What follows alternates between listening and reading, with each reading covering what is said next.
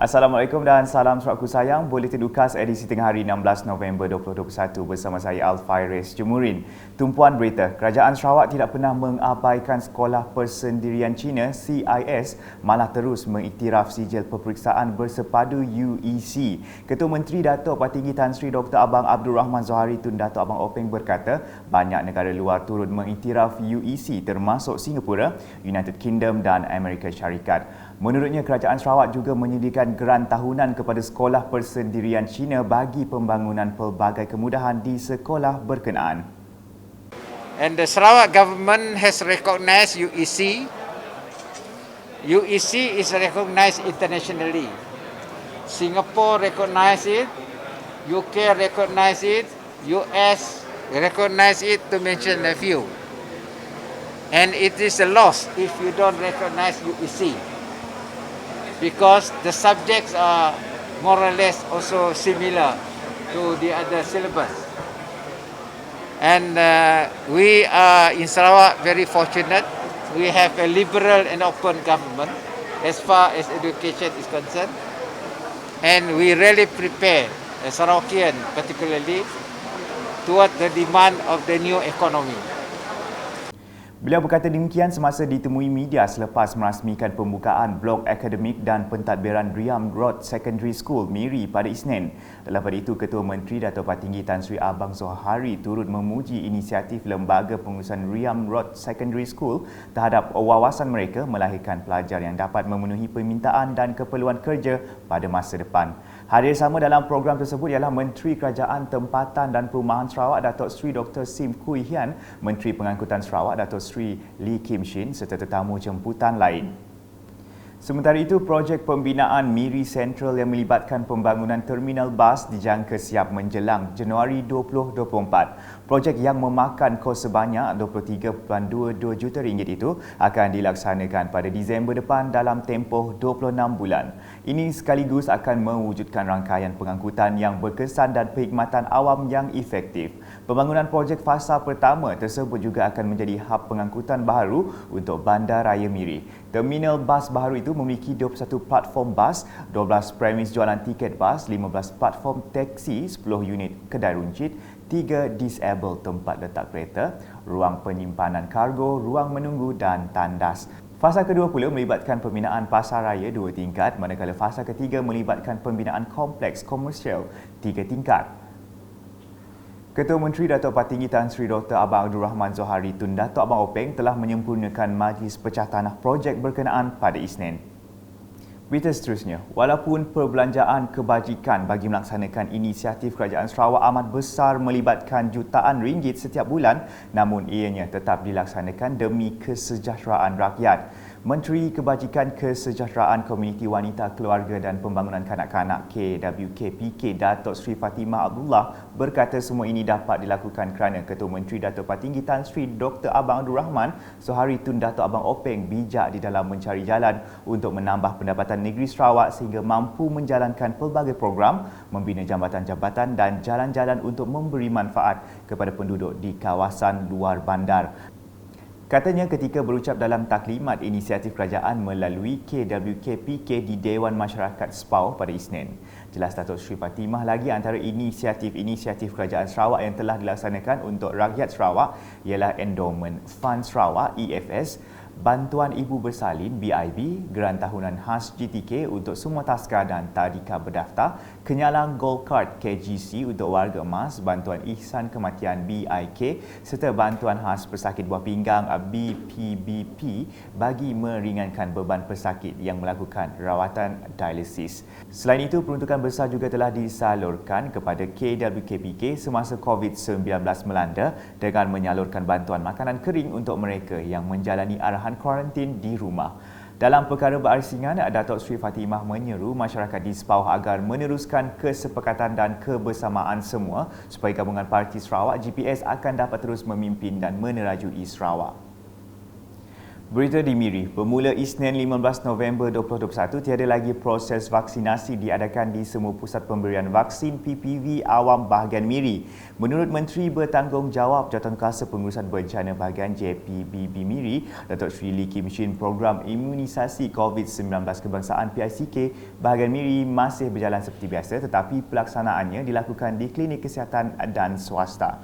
Sehubungan itu, beliau mengucapkan terima kasih kepada petugas di seluruh PPV awam bahagian Miri di atas inisiatif dan bantuan yang telah diberikan dalam menjayakan PICK.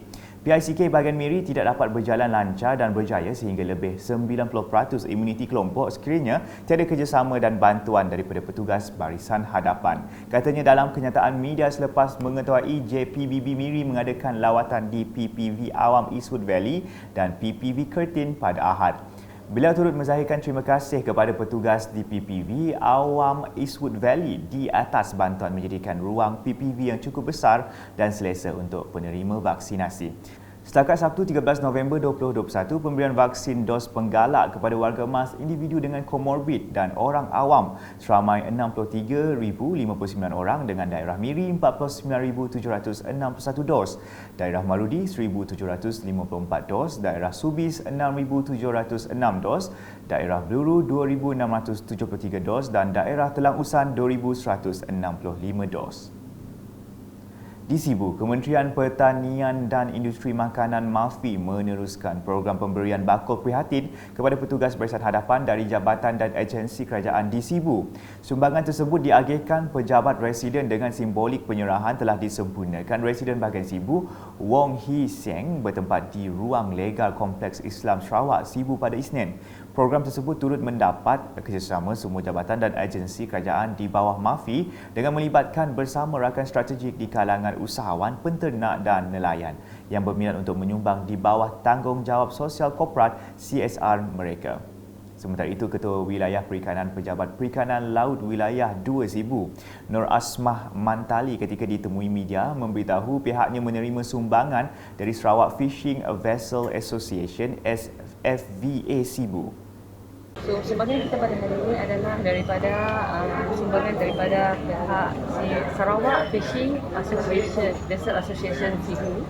So, kita merupakan jabatan di bawah Kementerian Pertanian, itu MAFI.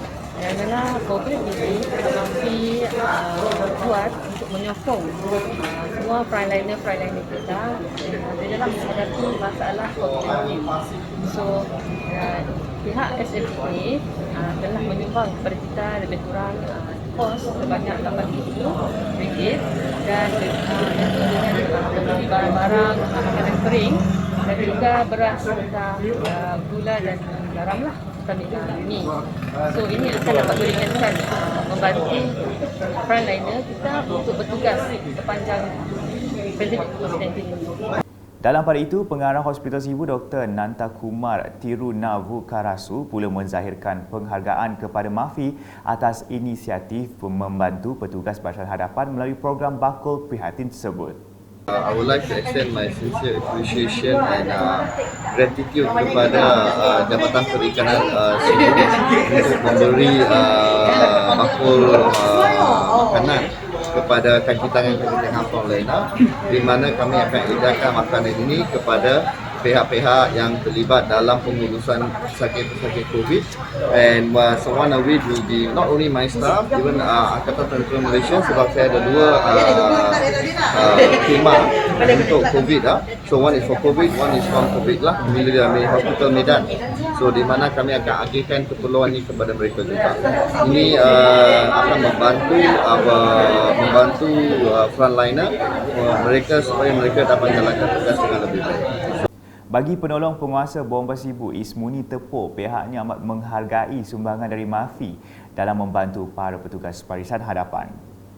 Sebelum itu saya ucapkan terima kasih khususnya kepada pihak yang menerima makanan frontliner, di mana kita menghargai sumbangan pihak-pihak tertentu, dan dalam masa yang sama kita memang seperti biasa siap sedia sentiasa membantu walau dalam apa keadaan. tidak ada soal bekerja dari rumah atau sebagainya. Dan Jabatan Bomba khususnya anggota-anggota dan pegawai kita sentiasa 24 jam sentiasa memberi bantuan. Laporan selanjutnya, seramai 20 ibu tunggal dan warga emas yang tinggal di Kampung Sebemban, Saribas menerima sumbangan bakul makanan dalam program anjuran Pusat Khidmat PBB Dun Saribas dengan kerjasama Ranting Wanita PBB Kampung Sebemban pada Ahad. Program tersebut dilaksanakan Ketua Wanita Kampung Sebemban yang mewakili bekas Ahli Dewan Undangan Negeri Adun Saribas, Muhammad Razi Sitam, bertujuan membantu golongan yang memerlukan. Dalam masa yang sama, mereka turut menerangkan tentang logo Gabungan Parti Sarawak GPS yang bakal digunakan pada pilihan raya negeri PRN yang akan datang. Dalam program berasingan pada hari sama, Pusat Khidmat PBB Dun Saribas dengan kerjasama Ranting Wanita PBB Kampung Medang telah menyerahkan bantuan bakul makanan kepada penduduk kampung yang dikuarantin. Sebanyak 3 ahli keluarga yang telah menerima arahan kuarantin kendiri dari Kementerian Kesihatan Malaysia KKM di Kampung Medang mendapat bantuan tersebut. Turut disampaikan sumbangan daripada Muhammad Razi kepada waris penduduk kampung yang meninggal dunia iaitu Tambok Saad dan Julahi Anding. Aktiviti Pusat Khidmat PBB Saribas diteruskan bersama dengan Ranting Wanita PBB Kampung Debak Laut Hilir iaitu menyumbang kerusi roda kepada salah seorang penduduk, Rahmah Bujang. Penerima dalam pada itu mengucapkan ribuan terima kasih kepada semua yang telah menghulurkan bantuan, terutama kepada bekas Adun Saribas kerana prihatin dengan keadaan beliau. Dalam masa yang sama, Ahli Jawatan Kuasa Wanita Kampung Debak Laut Hilir turut menyeru penduduk kampung untuk terus memberikan sokongan kepada bekas Adun Saribas untuk terus menerajui kepimpinan di Dun Saribas. Beralih dengan laporan harian COVID-19, Sarawak mencatatkan 287 kes positif baru COVID-19 pada Isnin melibatkan 24 daerah, menjadikan jumlah kumulatif meningkat kepada 247,667 kes. Berdasarkan kenyataan Jawatankuasa Pengurusan Bencana Negeri JPBN Sarawak, daerah-daerah yang melaporkan kes adalah seperti yang tertera.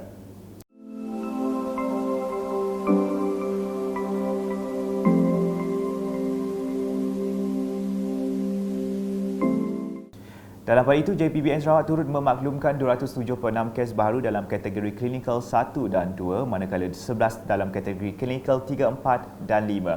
Manakala 12 kes kematian baru dicatat dari 10 hingga 14 November 2021. Sementara itu, kluster Long Urun Belaga diisytiharkan tamat apabila tiada penambahan kes dilaporkan dalam tempoh 28 hari.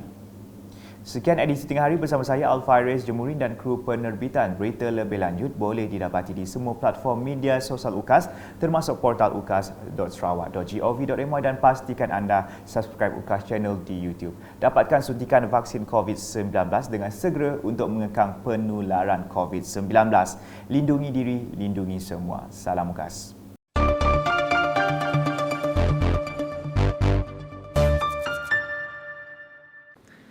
I would strongly advise those planning to return to their villages and longhouses in the interior to take strictest precaution in doing so, because we have noticed a lot of the cases in the interior is being imported from the urban area. So when you go back, please take care. We hope do your testing using COVID-19 safety kit. I'm sure everybody is doing it already here, including myself this afternoon. This is the least you can do to protect our grandpa, grandma, parents, aunties and uncles, the young one from the COVID-19. Use your mask, use your face mask, observe the physical distancing, avoid close conversation and do not gather in a group to socialize while others when you have arrived in your place, and avoid social gathering.